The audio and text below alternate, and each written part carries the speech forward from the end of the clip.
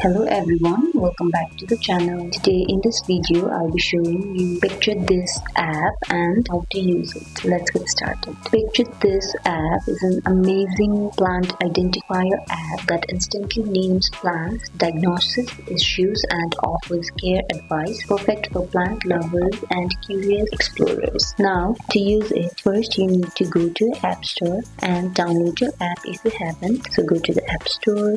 Then search Picture This on your search bar, and after this icon pops up, tap on that and then you'll have the install button right here. So tap on install and then open up your app. So it is free to use and you can skip the free trial for basic ID features. Now to identify, tap the green camera at the bottom of your page. This green camera, tap on that and then snap a clear photo and let the AI do its magic. It will show common and botanical names, care ratings, toxicities, etc. So to explore details and diagnosis, tapping the results reveals care instructions, sunlight, watering advice and disease diagnosis. You can even ask experts for help. You can also save plants to my garden. You can set reminders for watering and fertilizing.